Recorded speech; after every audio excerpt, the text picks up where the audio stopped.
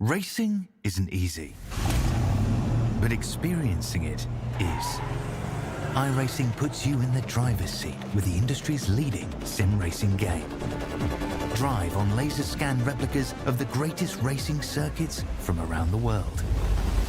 Go head-to-head against other drivers chosen by skill-based matchmaking to ensure competitive racing at every level. Compete across all your favorite series. In officially licensed cars, engineered to deliver the most accurate driving experience possible.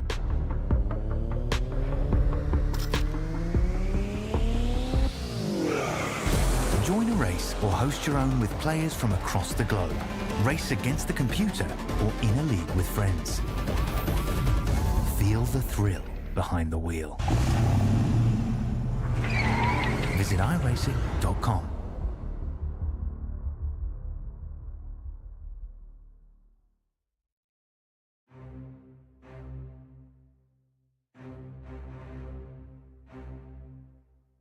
Round one of the new season of Ozicar Formula Ford was entirely thrilling. Both races decided by the thousandths of a second. So close, so competitive. What are we going to see from round two here at VIR on the short South Course configuration? Well, after last round's excitement, plenty of drivers are back here at this historic and exciting course set beautifully amongst the forests and the old tobacco fields. The South Course, though, a little bit tighter and twistier than the full VIR configuration, and there are so many short heat races ahead of us. It's going to be non-stop action tonight on SimSpeed TV for Ozicar Formula Ford. To bring all of it to you live here, David Haynes with Jay Kennedy. Well, that's where the oak tree used to stand, and we'll see how the racing will play out tonight here at VIR. Yeah, it should be an interesting night of racing. Hello, everyone, and we were saying before we came live that this track is probably a little bit underrated. I thought it was a little bit more underrated than you, but even still, it looks like it will be a very, very fun layout. It's very, very close competitive time, so it should be an interesting one with 3 12-lap, 15-minute sprints. I'm very, very much looking forward to it. Lots of development and improvement around this place over the last sort of 15 years, upgrades to the pit lane, lots of new businesses going in the bottom left of the screen there. Race teams are based out of here now as well, and some tyre technology and testing. And also the racetrack has had its curbs updated. But unfortunately, at one point, the oak tree had to go. This is the South Course configuration. Tight hairpin descending downhill at turn 1, descending downhill again through 4, 5, and 6. It's a little roller coaster all of its own. And then we flip around at the fishhook hairpin at turn 7, climbing back up towards the crest of the hill, dropping down out at 10, navigating the oak tree. And with just the short little south paddock, but with 15-minute sprint races ahead of us, shouldn't need it too much. It means that this total course is 12 corners and 1.65 miles, as they would say around here. They'd say plenty of things around here, but they'd measure things in miles. There's a water tower that looks over the track. And they're just wrapping up the qualifying that will set them for Heat 1. Let's take a look at the race formats. 3 15-minute races, no fuel restrictions, no pit stops required. Race 2 will have an invert of the top 6, but other than that, it will progress race 1 to race 2 to race 3. Finishing order of one race becomes the start of the next. Let's look at the starting grid for heat number 1, race number 1 tonight. It's the two classic rivals that battled it out across both races last time. Adrian Duke and Jamie Stovall are the front row. Tony Baker and Tom Freer behind them. Luke Sincotta in 5th, with Sean McKenzie qualifying 6th. Didn't get to qualify last round, but now he qualifies on the 3rd row here tonight for round 2. Sean Doyle is alongside Gavin Barber. No doubt we'll take a look at those guys in some detail throughout the racing. Benjamin Wheeler and Tim Harris rounding out the top 10. Daniel Stevens is in 11th, ahead of Trevor Hearn in 12th. And then Brodie Shepherd, Warren Henry, David Bowman in 15th, Thor Tolo in 16th, John Snell in 17th, with Andrew Green in 18th. The last driver that set a qualifying time Mr. Ozicar, Ira Felberg, and with just one lap in qualifying, a few drivers haven't managed one, perhaps setting a mistake or having a spin or getting an off track. It was those last drivers, Sam Katakuzanos, Nathan Verney, Brett Gerards, and Elliot D. Almost everyone's getting ready on the grid here for a standing start in front of the South Paddock. 40 seconds, which could accelerate if everyone grids. One cool thing, I don't know if you noticed when we were going through that grid there, Trevor Hearn's time in qualifying, a 1 minute 11.111. I don't think I've ever seen that before. I reckon that's very, very cool as we get ready to go. Everyone's on the grid. The 5-second board displays the engines rev, and it's a run towards the turn 1 hairpin that is absolutely looking like it's going to be won by Adrian Duke. Stovall immediately across to try to chop off Tony Baker, who then looks to the outside. They roll up the hill. Adrian Duke shifting up through the gears, has used qualifying well, gotten a great standing start, and Tony Baker's looking to challenge around the outside. Look at the marble build-up though. Track carried over from practice and qualifying into this first race, going too wide through the hairpin. The driver's kicking up all of that discarded rubber before the track drops down. There's very few reference markers here. Sean McKenzie's the meat in the sandwich, approaching turns 3, 4, and 5 downhill. Very, very tight section here. A switchback, so there's contact between teammates. And that is the MFR drivers of Dan Stevens and Gavin Barber making contact with each other. That is the golden rule of racing, broken very, very quickly. Dear oh dear. But up front, Adrian Duke leads us. Stovall's gotten back to second. Tony Baker dropping back into third position after a pretty good start and trying to challenge up front. The first of 12 laps of race 1 is almost completed. Stovall taking plenty of apex curb at Oak Tree. Every driver using the concrete and the runoff. Some drivers using just a little bit more back there. That could have been Brody Shepherd, perhaps. And this will be one of the fastest parts of the racetrack. Heading up the hill, these Formula forwards slipstream so strongly, and it brings Jamie Stovall right back into the fight. And there's contact. Free up. Oh, no. Oh, and Sean Doyle. They've gone a long way off the track too, haven't they? They've gone a long way past that turn 1. And as you said before, there's not a huge amount of reference points at this circuit, so it's going to be tough as Sean's actually got a mechanical black flag as well, so he'll have to limp that back to the pits, use that fast repair that everyone does get, and try and get himself back up in the race. But shout out to Sean and Dan and Gav Barber as well, because those three have joined us on Zoom, and all three of them have had trouble tonight. Geez, that looks a lot like it could be an Astro A50 Lightspeed headset that Sean Doyle is wearing. This is our race leaders. You couldn't get any closer than how they're going through the Oak Tree hairpin right now from second place's perspective. Just got to follow in the slipstream of race leader Adrian Duke, who leads them to the right-hand side of the road and then decides somewhere in the middle of the road and then decides, I'm definitely going to try to cover the inside. So you're rising up towards the water tower, up towards the top of the hill, and then braking and getting it too hot. The race leaders spinning out of this. Adrian Duke into the runoff. Jamie Stovall to the race lead. Tony Baker going through. Adrian Duke just couldn't hold on to it and spotted his braking marker wrong. Got in too hot to turn 1.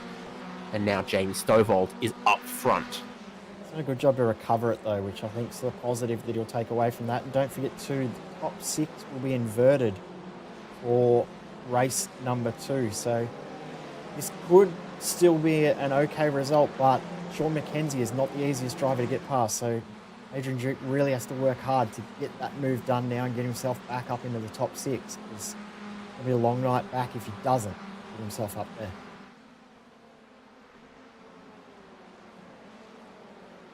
So here's a look at the teammates. Well, Barber just went in a bit hot then, didn't he? Wide through the right-hand section and then diving down the inside of the left-handed hairpin in the infield. Being in the infield, Trevor Hearn's had a moment there at Oak Tree and he's lost a whole heap of speed, but slowly getting it back up to pace now. As Duke makes the move on Sean McKenzie, and just ahead of them, Tim Harris gets through on Ben Wheeler as well. So a few moves getting made into turn 1, the most obvious opportunity to make overtakes at this circuit. we've got to remember that there's going to be an invert of the top 6 going into race 2 as well. So if you can make your way into the top 6 in this race, that'll be super beneficial. Adrian Duke's just gotten himself back into that top 6 and pushed Sean McKenzie out. Sam Katakouzanos losing a spot or 2, but this is the earlier replay of how Sean Doyle ended up with the mechanical black flag. He's missed his breaking point there, and once you're gone, no coming back from that one, unfortunately. Now, most Formula Fords are powered around. by Fords, but that one looks like you got to Flintstone it.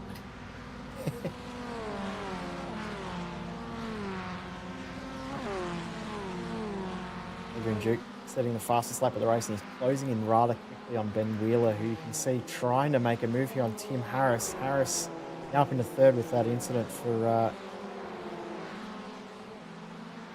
the 9 car. Also moves back here as well as Brett Gerard gets through on Elliott D.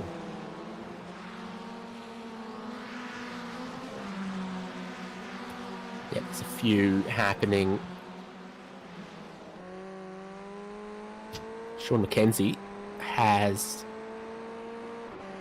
a slowdown at the moment, and he just holds on to that 6th at the moment. It's still, he's just gotten rid of it. Okay, just been able to clear it in time, but lost a lot of time to Sincotta, Brody Shepherd, and Thor Tuller that are in the group behind him.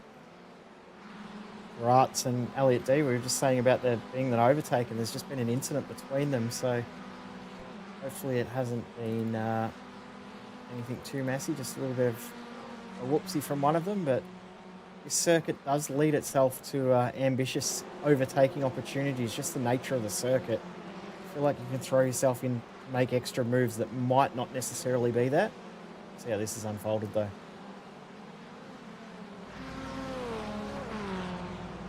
So this part's called Fish Hook. To tell if it was that Barber was slightly slow, or that, Gerards was slightly slow and D was slightly too quick. It was just a strange incident, that one. Now this is the race lead. Tony Baker got a really great launch from the standing start. Right on board from his perspective. Then he watched Stovall and Duke battle, and Duke fall away. Duke is coming back, but Tony Baker is now just 3/10 behind Jamie Stovall, approaching the halfway of race 1.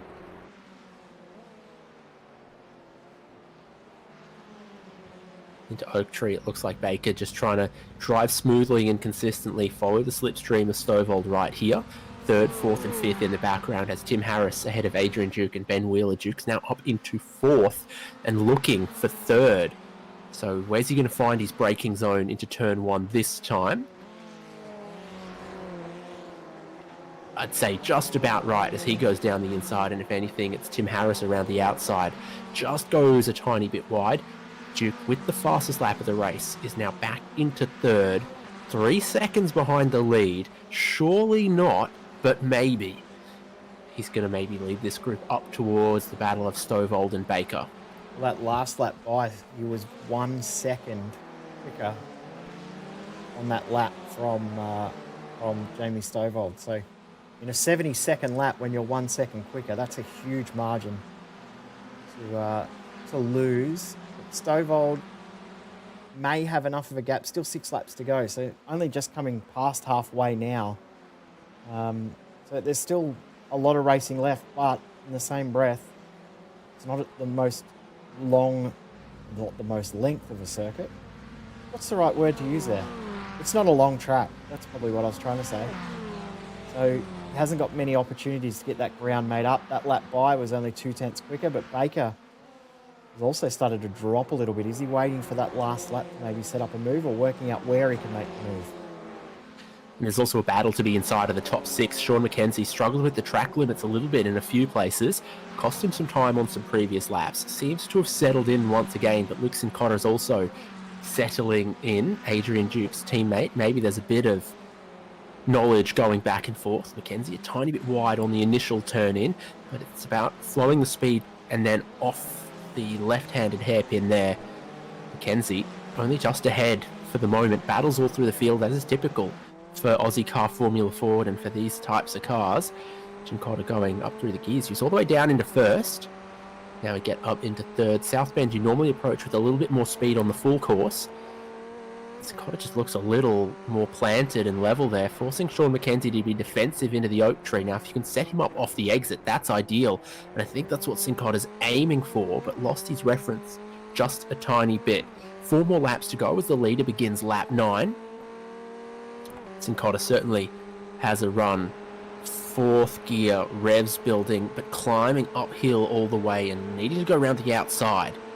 Over the crest of the hill, he gets his nose in front, but is that enough to swoop in and swoop around? Is there enough grip around the outside? If he's left space, I think there is. The camber is all over the place through the infield course here. Cotter moves ahead and into 6th, which provisionally would give him pole for race number 2. Sean McKenzie would start 7th. That's why being inside of that top 6 is so prized. Yeah, don't forget too that Cotter was up into 3rd at one point in this race after Duke had his moment, and also made a couple of overtakes at the start, but lost that position through Oak Tree early on in the race. But yeah, now up in the 6th. Hope that he can keep that position. Adrian Duke has also got the gap down below 2 seconds to Tony Baker, so he is starting to maybe get a tiny little bit of draft down the back straight as well. So keep one eye on that and keep one eye on this battle. There's also another battle for 10th and 11th as Nathan Verney. I don't think that's a quicker way, but geez, that was spectacular. So Warren Henry and Trevor Hearn are just behind. Are we going to get 3 wide? We're thinking about it. Trevor Hearn jumps to the inside, puts Warren Henry meat in the sandwich. Nathan Verney in a very compromised position, heading towards the tight infield here. But it's Warren Henry from the inside who backs out first. Trevor Hearn, 2 for 1 down the pit straight. Very good move to get himself into the top 10. Nathan Verney hasn't given up on it yet. Side by side through here has proved really difficult. They're both giving each other an incredible amount of space for the moment. And it's Verney who's the bravest and rewarded for it. Tom Freya's closing in on these guys as well. So last lap by was a second quicker than Warren Henry. So he will find himself on the back of this group, and it'll be 2 laps to go when they cross the line next. So there's still enough opportunity for any of these guys to steal that top 10 position in this 4-car group.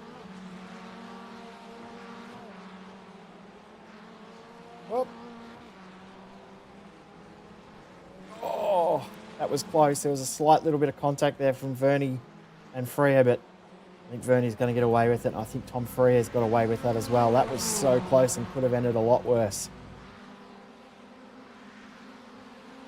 Freya has snuck through and looking to sneak through for another spot.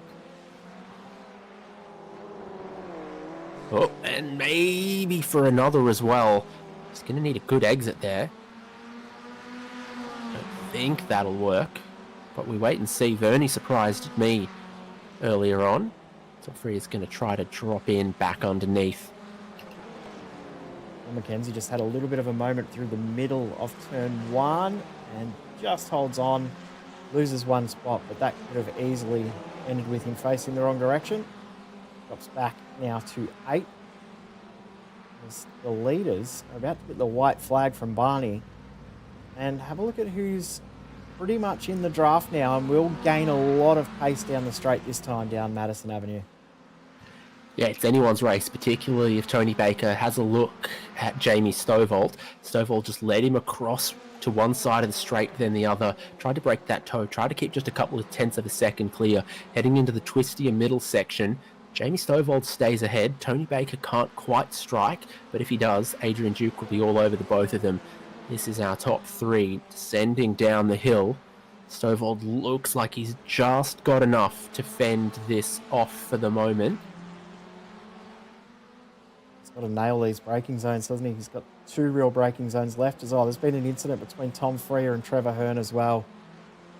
Not sure exactly what's happened with them, but they're both dropping down the order.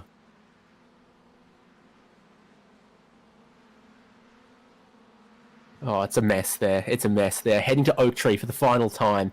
Jamie Stovall's just leading Tony Baker. Adrian Duke has caught so much, but run out of time in this 12-lap race 1. Jamie Stovall, with 1 win from 2 races to his name, is now 2 wins from 3 races in Ozicar Formula Ford's new season. Tony Baker and Adrian Duke joining him on the podium, and look who sets the fastest lap of the race on the final lap.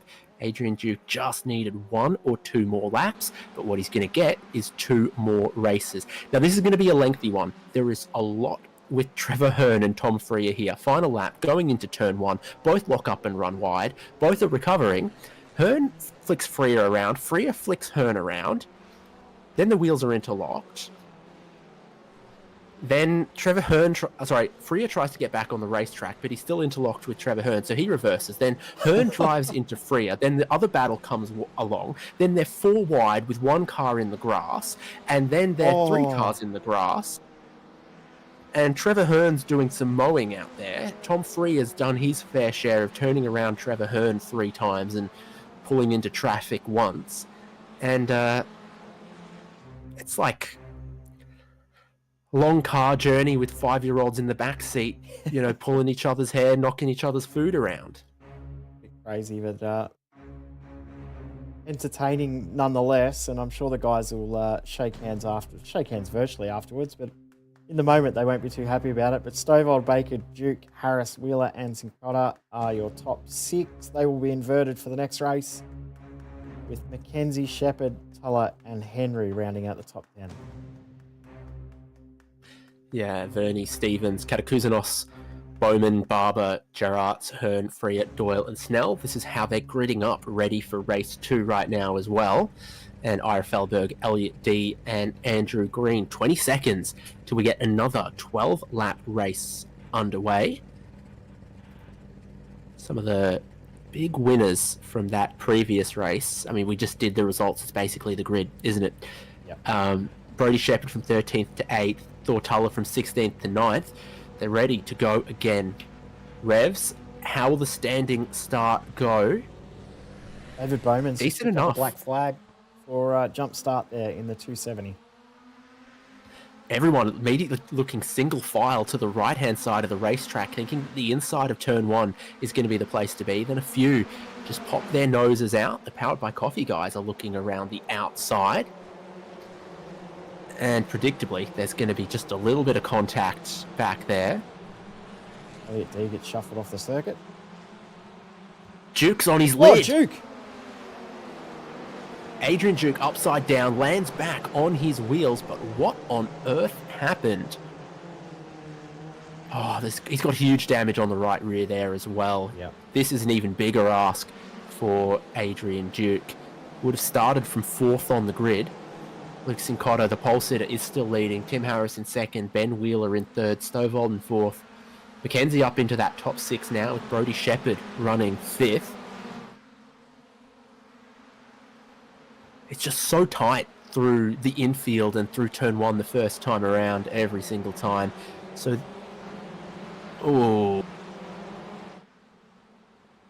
So I think it's his own teammate in front of him is a bit slow. He moves across. He's got Tony Baker to his side, and then he just doesn't have enough space between the two of them. It's not really Tony Baker's fault. You just can't fit 3 there. We're into turn 1 once again. Cincotta's still leading this race from Harris and Wheeler. Jamie Stovall sitting in 4th for the moment.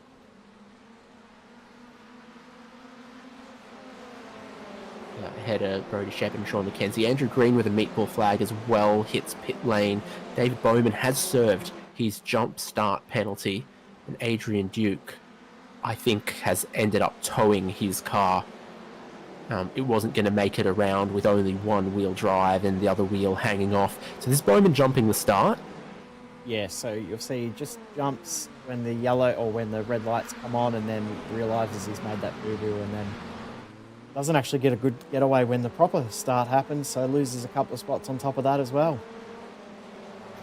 Always look on the bright side. This has got to be the circuit with the shortest drive-through penalty. Yes. 11.9 seconds. Just had to drive through the pit lane on that side, which is only long enough for 12 pit stalls. Sean Mackenzie sets a new fastest lap of the race on that 2nd lap. Go to the replay here of some of the contact for Andrew Green. He's actually having some tech issues as well, but yeah, he's just want to avoid Bowman coming into the pits and make contact with another car at the same time. Jamie Stovall's gone through into third, and now he's gone back into fourth. He's been battling with Benjamin Wheeler on this lap. Had a really good opportunity, didn't quite seal the deal, and it's a train from the race leader, Luke Sincotta, all the way back to Sam Katakuzanos in 12th position. Just 5 seconds, and the train of Fords snake through the fish hook. Gavin Barber and Sean Doyle again together here, and you can see them both on screen. Doyle left of picture. Barber right of picture. Oh, it's around. That's Dan Stevens just ahead as well. This is going to turn messy very quickly.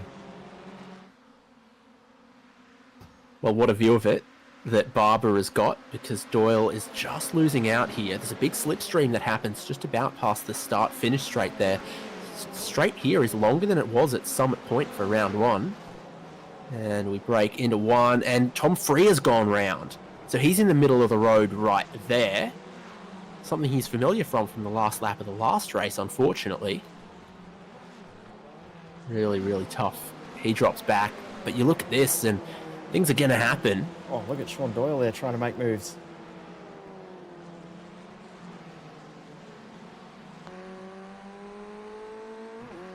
He's done a good job considering, remember, back the lap 2 of that first race, he was in last along with Dan Stevens and Gavin Barber. They've all three of those guys that have joined us on Zoom tonight, all have made up half of the field's positions in this race, so they've done very, very well.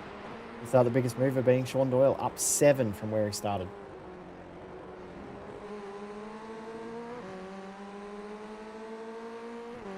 Looking tight for the race lead as well.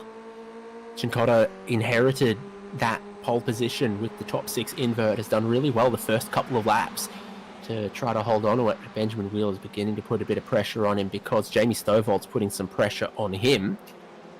Into turn 1 goes this group, and Stovall's gone through into second. So Stovall moving forward in the top 6. No more inverts. How this race finishes is how race 3 will start. So you don't really want to crash out of this race with it then setting the grid for the next race. This is how some of this happened up front. He just runs a little bit wide here on the exit, just gets a wheel over the curb and into the grass and just a little bit sideways, can't get the power down. 3 cars go by as quick as that. Smallest of errors, but it's led to 3 positions lost, and it's turned this front battle now into a 6-car train. Led by Wheeler, but Stovall's all over him, just behind them. Nathan Verney, Tony Baker, Thor Toller out of the final corner. And looking for the race lead, Jamie Stovall down the inside, beginning lap 6. Get the move done relatively easy. And oh, in the back there, that's Cincotta having a big lock-up, big moment, but somehow has made it work, and Stovall's going to lose a spot. Yeah, he goes wide, so Benjamin Wheeler goes right back. The camber exiting turn 1 and 2 there really just tempts you to do that. And so a few drivers have just dipped one tyre, and there's no concrete runoff, no paved runoff. It's just straight to the grass if you go just half a tyre width wide. This shorter layout is a very old school feel about it, isn't there, with the no real curbs and just a slight little bit of curb, but it's basically grass either side of the white line, and that's it. Stovall, was there a little bit of contact there between he and Wheeler? It was very tight. The infield definitely seems like they didn't bring any grading equipment. They just laid bitumen down on the ground as it was, so the camber of the road is extreme in some places. They haven't flattened it. You're basically banked in a straight line. It's our top 3 going into that tight hairpin. Stovall leading. Cincotta taking a very late apex.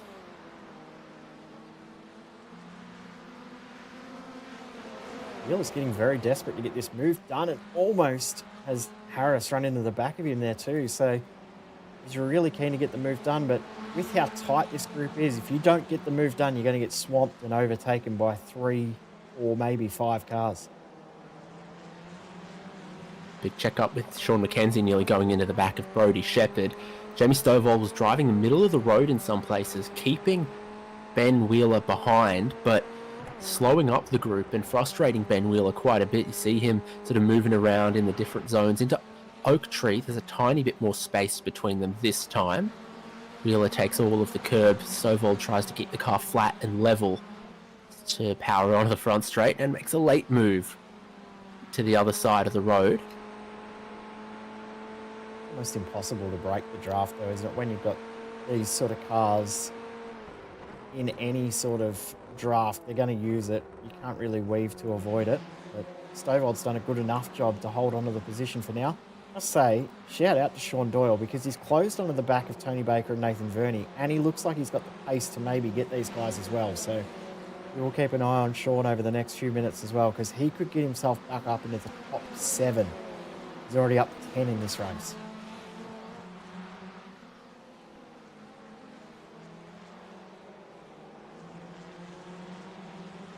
Well, there's some slowdown penalties for Verney and Baker in front of him. So this could be a big opportunity for Sean Doyle.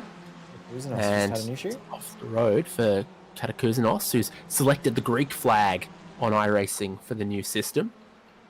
And Baker and Verney managed to clear their slowdown penalties, but not without potentially opening the door to Sean Doyle to get ahead into the double and tightening right-hander of Oak Tree. And he does jump ahead. So this just happened to Dan Stevens and Sam Katakouzenos. Both got mechanical black flags, so I'm worried that... Oh, okay, well that explains how Katakouzenos has ended up off the circuit.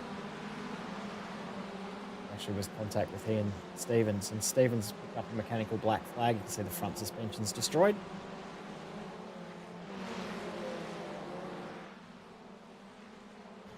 Other interesting flags is Thortulla has the United Kingdom flag, Sam Katakouzenos has the Greece flag, and Elliot D has the iRacing flag. So one day iRacers will rise up and declare sovereignty. Gavin Barber's off the road.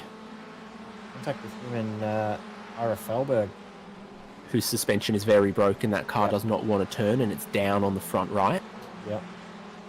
And it's now just got the mechanical black flag coming through. It's unfortunate for him. This is the race lead, about to start, 3 laps to go. Jamie Stovall super close to Ben Wheeler, who has gotten ahead and into the lead, but how long will he hold it? Heading up the hill towards turn 1. Tim Harris in third can pick and choose what slipstream he wants. And going for the race lead. Down the inside, Wheeler holds on. There's a couple of cars that are spun out on the front straight. Tony Baker and well, a few. And another. Around, yeah, there's... Essentially, was it Nathan Verney as well? Might have been Andrew Green a lap down. Possibly.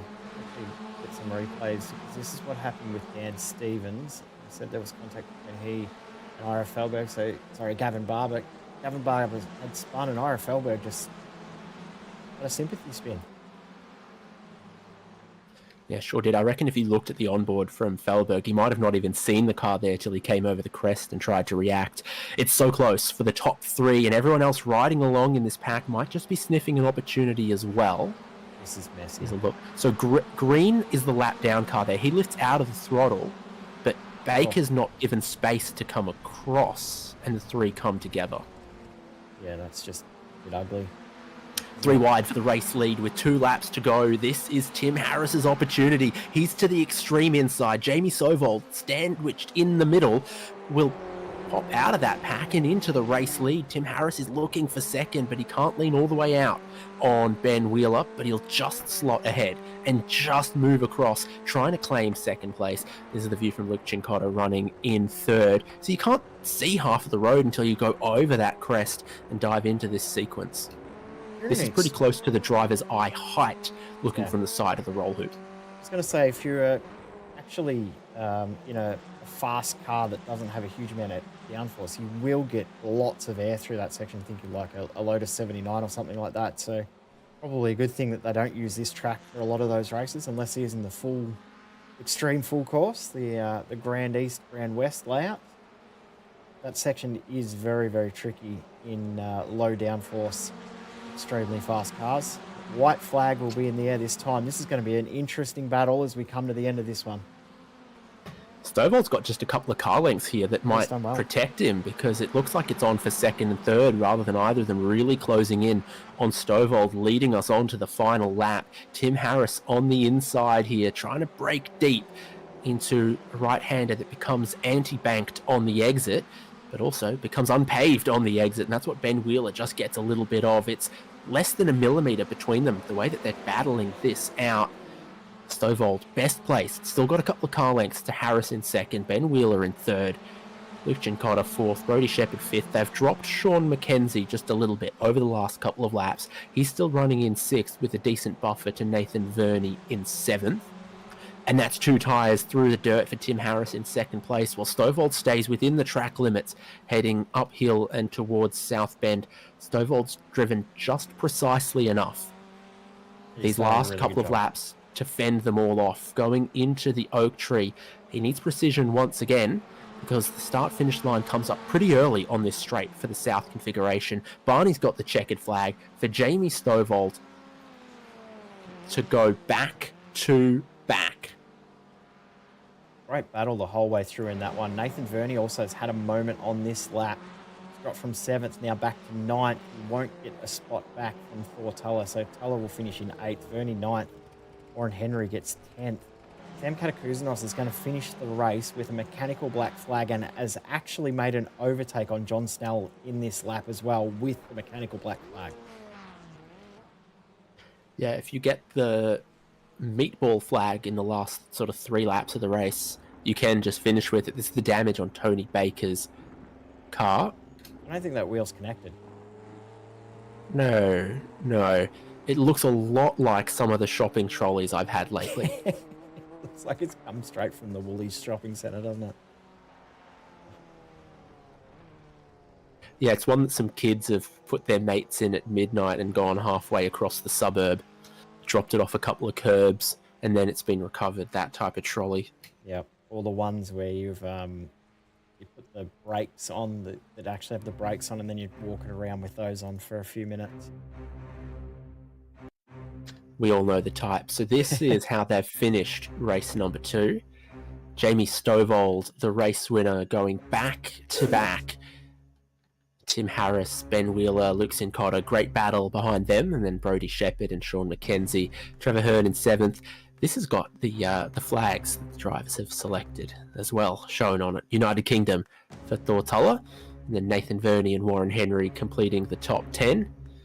And then Brett Gerards in 11th, Sam Katakuzanos with the blue and white Creek flag in 12th, John Snell, Elliot D with the iRacing flag, Gavin Barber, Tony Baker, David Bowman, Ira Felberg, last car on the lead lap because Sean Doyle and Daniel Stevens went a lap down. And they were not alone with that. Adrian Duke, a lap down, Andrew Green, 5 laps down, Tom Freer, 7 laps down.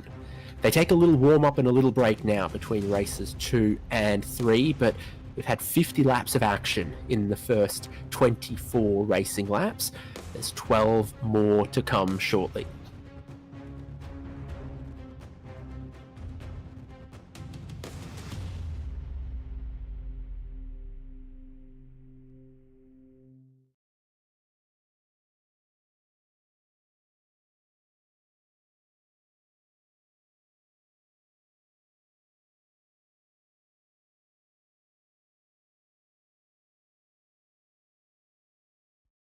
Racing isn't easy, but experiencing it is. iRacing puts you in the driver's seat with the industry's leading sim racing game. Drive on laser scan replicas of the greatest racing circuits from around the world.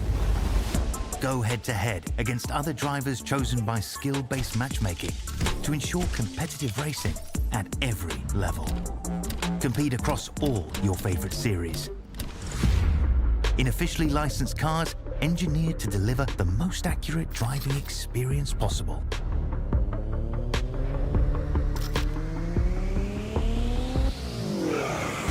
Join a race or host your own with players from across the globe. Race against the computer or in a league with friends. Feel the thrill behind the wheel. Visit iRacing.com.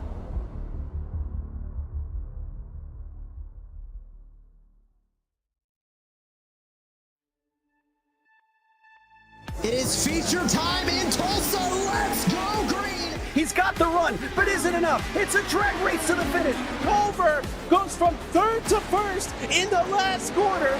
Experience the world's most legendary racing events with iRacing. iRacing special events allow any member to compete in full-length multiplayer races based on some of the biggest events in motorsports all year round. Compete in virtual endurance races such as the 24 Hours of Daytona, Spa 24, and the Nürburgring 24 Hours. Take on some of the toughest races on the NASCAR calendar, such as the Daytona 500 and the Coke 600. We have races from disciplines across the racing world, from the Indy 500 to the Chili Bowl, from the Bathurst 1000 to the Crandon Championship. Our endurance special events utilize iRacing's team feature, where members can sign up and race together on their own team, swapping drivers throughout the race. Other events use iRacing Super Sessions, where you're not only racing against those on track, but against everyone taking part. As every race progresses, watch and feel the track change, with progressive time of day, dynamic weather and rain, and dynamic track debris and surface changes.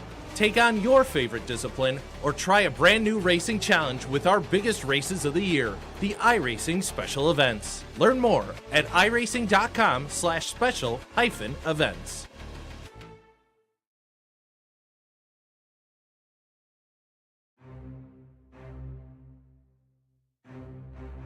One more action-packed race of Ozicar Formula Ford to come from VIR South. So far, it's been the Jamie Stovall show.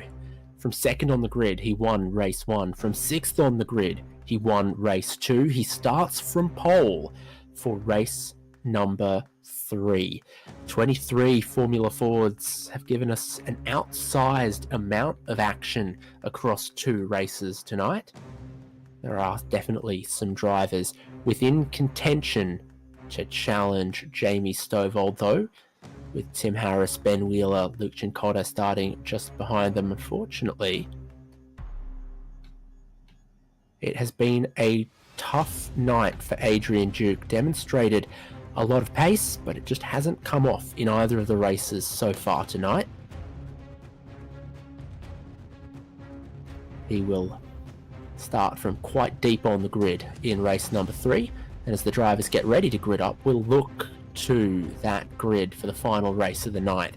Jamie Stovall from Tim Harris, from Ben Wheeler, from Luke Cincotta, from Brody Shepherd and Sean McKenzie. Then Trevor Hearn, Thor Tuller, Nathan Verney, Warren Henry, Brett Gerards, Sam Katakouzanos in 12th, John Snell, Elliot D, Gavin Barber, Tony Baker, David Bowman, and Ira Felberg. Sean Doyle will start from 19th with a lot of work to do. Same for Daniel Stevens and Adrian Duke, starting out at 21st. He was the fastest driver in qualifying, but he'll start from 21st on the grid in race 3 ahead of Andrew Green and Tom Freer. Everyone's on the grid. Everyone's ready to go. Soon Barney will wave the green flag and we'll get the final race of the night underway right now. Decent launch from 3rd place. But immediately across and covering goes Tim Harris. Ben Wheeler and Luke Cincotta side by side, and now pulling out of that slipstream. Tim Harris is going to look to the outside of Jamie Stovall. They'll be side by side 2 wide for the lead, potentially side by side 3 wide. Deeper in the pack, Jamie Stovall comes out of turn 2 with the lead. Sean McKenzie and Thor Tuller going side by side here through 2. Big snap for Tuller, costs him some momentum, and they need to look to get single file heading into the snaking S's. There's a little bit of contact with Nathan Verney and someone in front of him as well. He made a little bit of wheel-to-wheel contact. And speaking of wheel-to-wheel contact, that's Dan Stevens again. He's having a shocker tonight. Warren Henry was hit. Yeah, Warren Henry was the other car there, and Tony Baker also has had an issue. Look, you can see on Dan's face, he's not too happy. He hasn't had the best nights. Considering 2 weeks ago was his first dry weather race in these cars, and he actually had a pretty decent result considering. He'll be wishing that they didn't have this track on the schedule. Biggest gainer so far. Sean Doyle's gained 7 positions on this lap. Adrian Duke has gained 6. Tom Freer has gained 6. Yeah, just in one short sub 3 kilometre lap. So those drivers are charging through the field. Here's Ben Wheeler following Harris. Harris is going to try to cover and take the inside. The marshal's post at the top of the hill is pretty close to the best braking marker you're going to find. And then off camber on the exit. Tuller has gone wide. Few drivers going wide out of turn 2. It's the habit. Trevor Hearn doing so as well. He managed to just hold on after trying to get traction in the grass. There's not too much of that out there. And just behind him, you can see there's Vernie, Doyle, and D. So you said before that Doyle was up 7. He's up 9 positions now, as Gavin Barber's had an issue at the back of the field. David Bowman also has a mechanical black flag. He will make it back to the pit lane in just a moment. But Tim Harris... Oh, there was another car just going off the circuit there. I think that was Thor Tuller. Yeah, dropping quickly, waiting till the top of the hill to merge back on. Now, Luke Chincotta's off from 4th, and he's going to try to cut the oak tree. So is that going to get him the penalty? I think it won't, but he might have damage. Oh, Elliot D. All going off at the moment. And what that's done with that incident for Chincotta is it's broken that lead group. Harris and Stovall have broken away from the rest of the guys in that group as well. Shepherd and Wheeler go side by side, and Wheeler holds on to 3rd. Tim Harris was nearly pushing Jamie Stovall in the race lead. Those two couldn't have been closer on the front straight.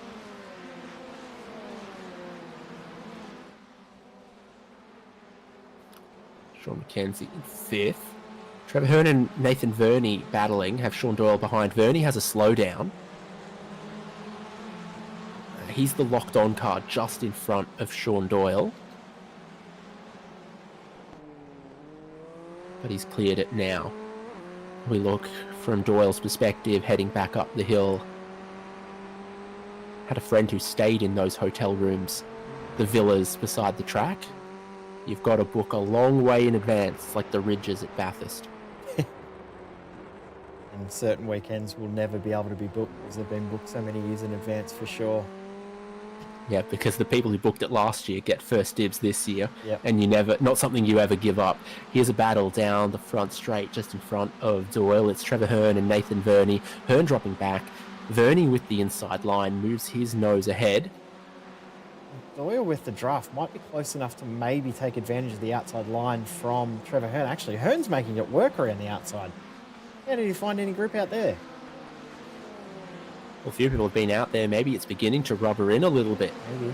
Off the line there, and Trevor Hearn with all the confidence in the world. Luke Chincotta has been running a really, really alternate line through there, starting it really, really wide. So maybe a few more might be realising that outside is working a little bit in their favour as well. So this is about to become a really exciting group because while you've got Hearn and Verney, don't spoonerize that, battling at the front here. We've talked about the progress that Sean Doyle has made, but also Adrian Duke has the fastest lap of the race in the middle of this pack. Tom Freer has gained 9 spots from his grid to be part of this pack. So there are some really quick top 5 pace guys in this group, and they're trying to move forward. Freer's just got 1 spot. On Sam Katakuzinos. But I think he, Katakuzinos, and Thortalla all lost a little bit of time. Yep. About further up the road amongst the podium positions, but this middle pack is insane right now.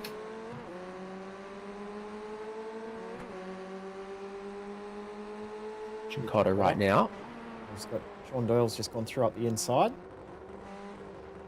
Well, he was trying to take Doyle's 8th spot away. Now Verney has a slowdown again. Where is he picking those up? Cutting down the S's potentially. Yeah, either there or maybe running too wide at the exit of the turn 1. Possibly, I'm not sure exactly, but yeah, he's picking it up quite consistently though, isn't he? So he's obviously it seems to clear itself quickly. Yeah. Must be just a small little one. One of those Phantom ones potentially that shows that you've got to slow down, but you don't actually need to clear it because it will clear itself naturally. He definitely doesn't look like he's gaining any advantage anywhere, does he? No. Trevor Hearn moves across to cover the inside, which is interesting because we've seen Hearn do really well around the outside of turn 1. Now he offers the same piece of road to Nathan Verney, who's not quite as confident with it. Sean Doyle will then get up the inside, but not get quite the exit. Verney goes wide, bottoms out the car on the curb. He went that far out wide that he just had no drive till he got off the curb, so Doyle goes through. Duke is going to try to go through. Oh, no. Duke's already gone through on Chincotta, but they are going to make a bit of contact. His wheels interlocked. They can't separate. Finally do separate, but that front right does not look right for, and the rear wheel was actually flat as well, so Adrian Duke had a lot more damage than what it originally looked like there, and that's unfortunate. And Trevor Hearn and Sean Doyle still going side by side. Sean Doyle will have the inside into the oak tree on Trevor Hearn, who's got an incredibly interesting paint going on, same as he had last round 2 weeks ago. I do love the free car woo going on. For Duke, this all started from a move around the outside, got a little bit of contact, a little bit sideways. You also see Potter also around as well.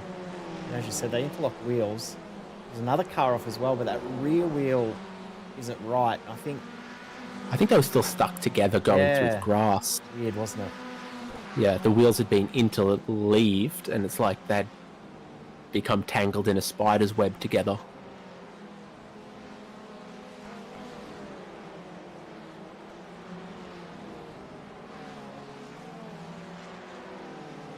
Tom Freer's been making positions, and he's now the biggest mover in this race with the demise of Adrian Duke and the slowing progress of Sean Doyle.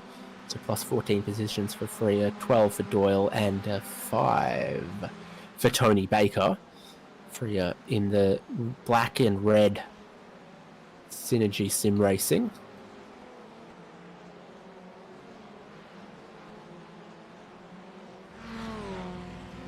It's 5 to go, and Jamie Stovall puts down a new fastest lap of the race, but has Tim Harris still for very, very close company. The two of them only 0.003 of a second apart in their fastest laps. Can I offer you Trevor Hearn versus Sean Doyle for the 10th time? This time, Hearn down the inside gets ahead of Doyle as they battle for 6th. Hopefully this stays clean, because the last couple of laps they've been flirting with danger, but they've kept it clean. That line from Trevor Hearn was very, very messy, but somehow it still maintained the momentum enough. Difficult to overtake there, but now he's defending a little bit more than he would like. That's going to be position gain for Sean Doyle. It's move done. Sean navigating the hairpin was halfway to using the Stenberg strategy. Got to have a wireless headset if you're going to lean that far, but he moves ahead and up into 6th place. Now tying Tom Freer for the most positions gained. Freer's lost one, and Doyle's just picked up another. This is the race lead. Stovall and Harris into turn 1. Once again, 4 laps to go for the final race of the night. Stovall looking for a clean sweep when round 1's main rival to him, Adrian Duke, has been beset on all sides in all 3 races tonight. And Duke looked so good in the last round, didn't he? Just was brilliant at Summit Point, but tonight has just not gone his way at all. We're glad there's a drop round. So if there wasn't, he'd write the championship off already, but I don't know what will happen in next week, or next round I should say, at Watkins Glen is going to be action-packed to say the least. So still in contention. Anything could happen at Watkins Glen.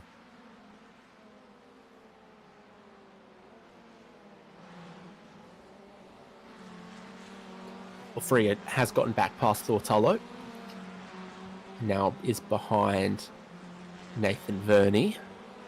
Tony Baker on the back of them. His last lap, pretty good. A 10.39 for Baker. So he's closing in on this group too. Freya looks like he's got a good slipstream there on Verney, who leads them just a little bit to the right-hand side of the road. And then a little more because he thinks he needs to defend from Tom Freya. Thortulla and Tony Baker come barreling in here as well. And Trevor Hearn's off the road in front of them. They're all going to gain a spot here from Trevor Hearn, you would think. And we'll tuck in between Bernie Freya and Teller and Baker and turn this into a 5-car group for 7. Well, there was a Formula V-sized hole that needed plugging there in this pack. So in slots, Trevor Hearn, having had a bit of a spin, bit of a lock-up in turn 1. So he's now right behind Tom Freya. Speaking of right behind, Harris is right there now. He's closed that gap down over the last lap and a half, and with 2 to go, he is right in contention now to potentially steal this away. Well, it's either Tim Harris with a late race steal, or it's Jamie Stovall with the broom making the sweep. 2 to go. Harris runs so close, just biding his time. They run so close for the podium as well. Brody Shepherd moving ahead of Ben Wheeler. Nice and then the next Shepherd. pack, oh my goodness. Yeah, this is craziness, isn't it? Sure is, but Tom Freya's gotten to the front of it and up into 7th place, plus 16 positions gained for him. Hearn round the outside of Verney. Those two have done that plenty of times, but now Hearn off the track, wide, slow down that I reckon he'll be able to clear, similar to the one that Verney has been grabbing. Shepherd and Wheeler were side by side at the exit of turn 8 before they come back onto the full layout, the roller coaster section. Stovall put the jets on. He's put a bit of space Yeah. between himself and Tim Harris as they come to the white flag. So into turn 1 here, you would have thought for the last time on the last lap would be the best opportunity for Tim Harris. But Stovall to save just a little bit of pace for the infield and left him behind. Never say never on this final lap. But Tim Harris not as close, not as competitive as he once was. This is kind of what we expected it to look like. Shepherd versus Wheeler, and they're side by side in this group as well.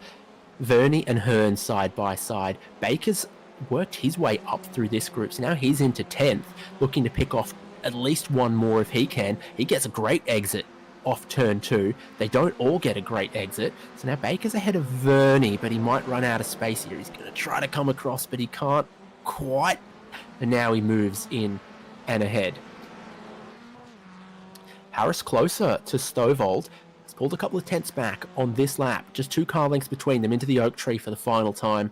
The run to the checkered flag isn't as long here as it was at Summit Point, but Tim Harris is convinced that he can make a fight of this, get as close as he can. The checkered flag is out, but Harris won't have the momentum. Jamie Stovall will make it 3 from 3 at VIR South, ahead of Tim Harris and Brody Shepherd. No. A new fastest lap of the race from Tim Harris, but there's drama elsewhere.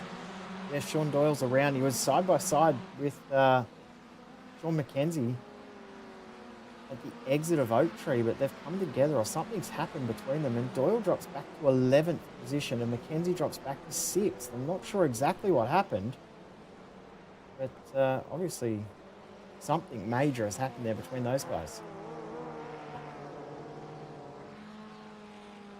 Means that Freya gets 5th place, 18 positions gained. So this is Sean McKenzie ahead of Sean Doyle.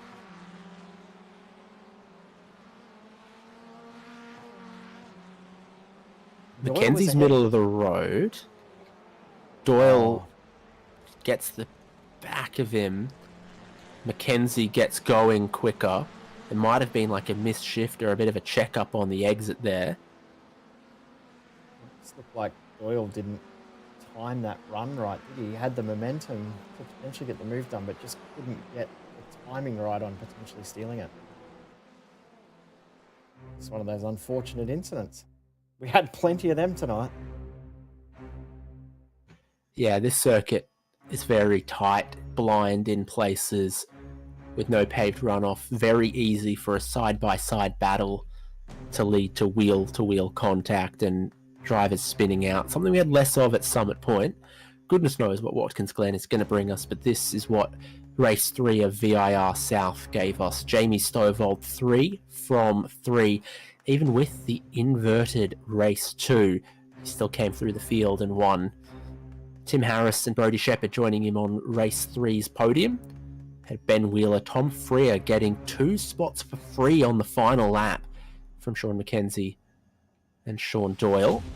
Sean McKenzie did still get 6th, with Trevor Hearn in 7th, Tony Baker in 8th, Nathan Verney in 9th, and Luke Cincotta in 10th.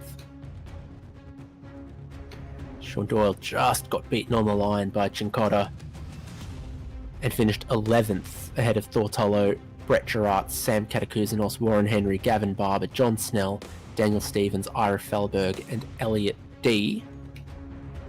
And Andrew Green finishes on the lead lap, with Adrian Duke 1 lap down with the damage that he had, and David Bowman as well with a trip to the pit lane for some repairs and ending a lap down.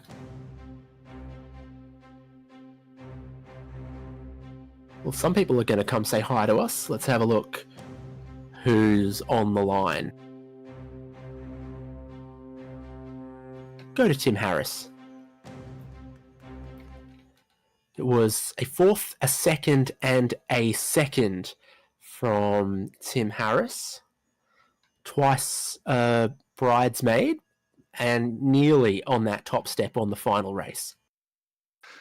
Yeah, look, I was just following Jamie around. Basically, I think at the last lap, I was still using him as a turner marker for the wonderful downhill left-hander, which I'm presuming has a name, but yeah, I don't even know its name, let alone where to turn in for it, really. So I thought that went about as good as it could have done.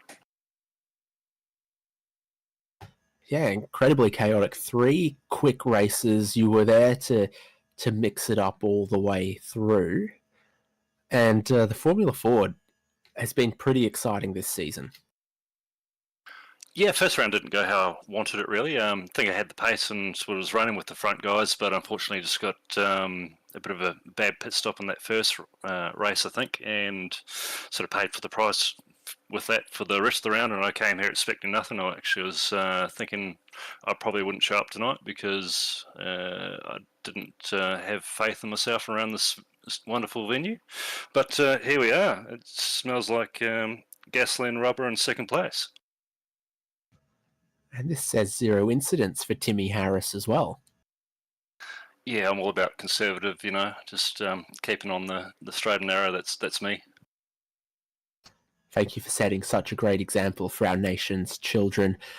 What have you learnt from this? And when we go to a more wide open, slipstream heavy track, what's going to be different?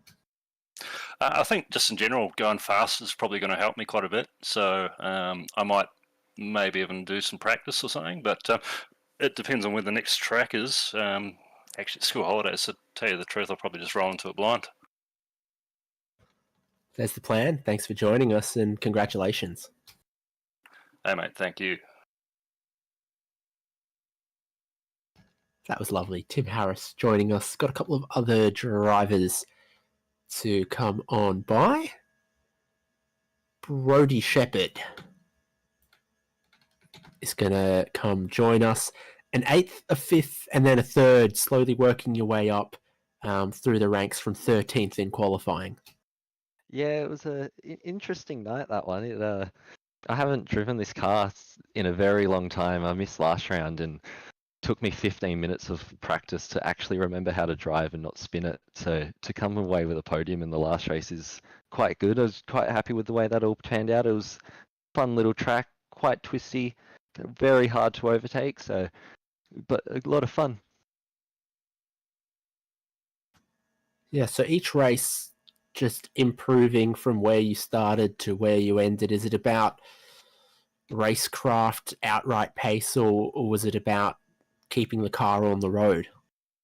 The first couple was just trying to keep the car on the road, and then I reckon I started to get the hang of it following some of the faster guys in that second race, trying to keep up the front pack. I learnt the track a lot more, learnt how to take each corner a bit quicker, and that definitely helped in the last race to hold on and try and fight for that podium.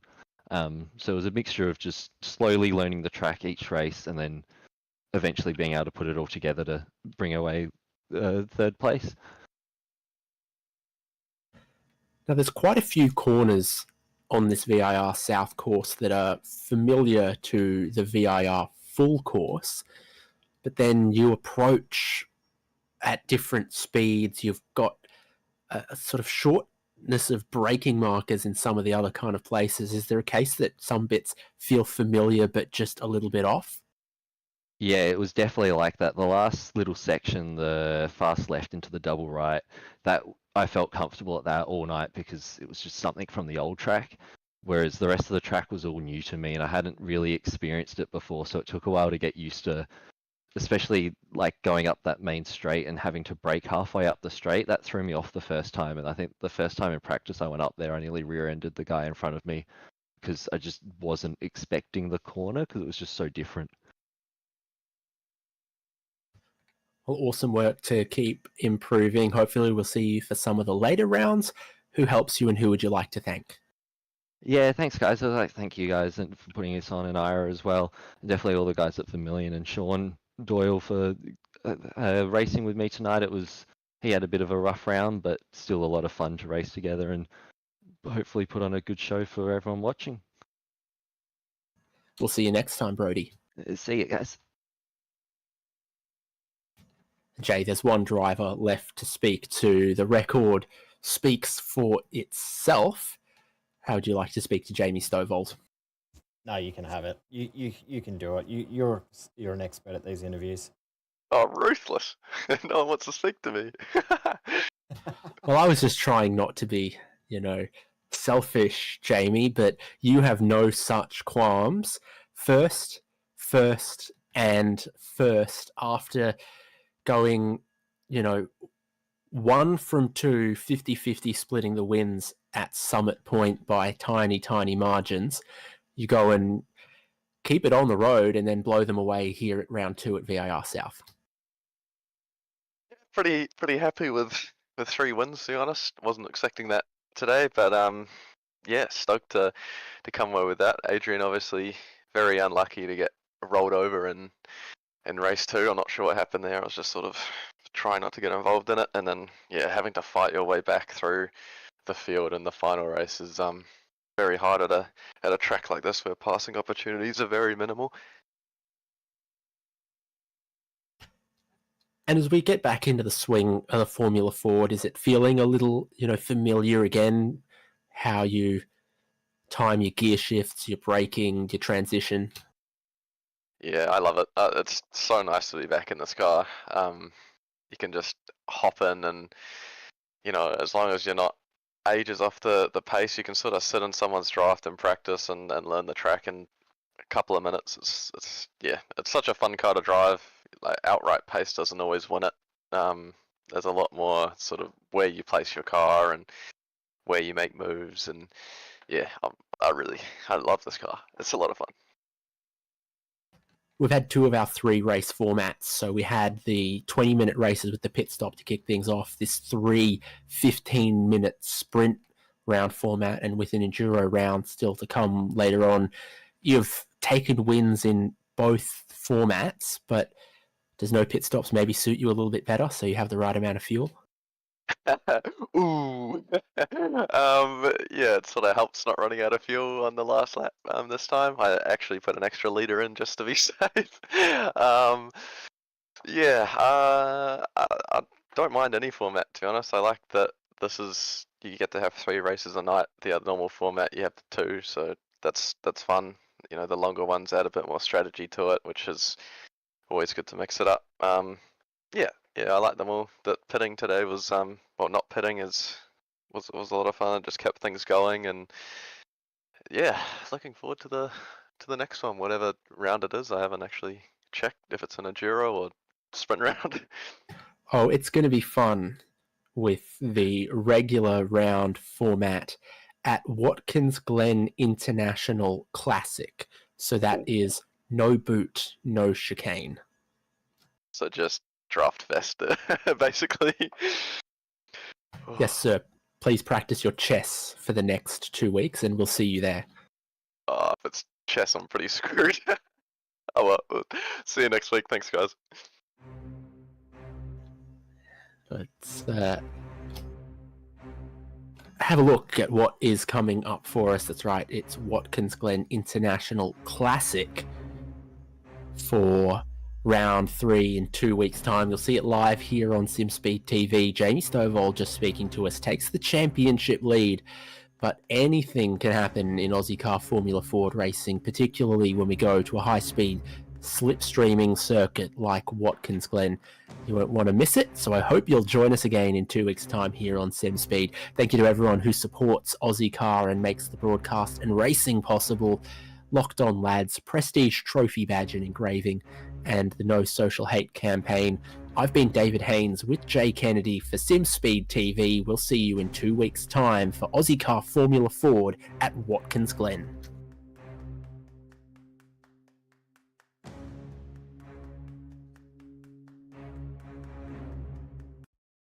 Racing isn't easy, but experiencing it is. iRacing puts you in the driver's seat with the industry's leading sim racing game. Drive on laser scan replicas of the greatest racing circuits from around the world. Go head-to-head against other drivers chosen by skill-based matchmaking to ensure competitive racing at every level. Compete across all your favorite series. In officially licensed cars, engineered to deliver the most accurate driving experience possible.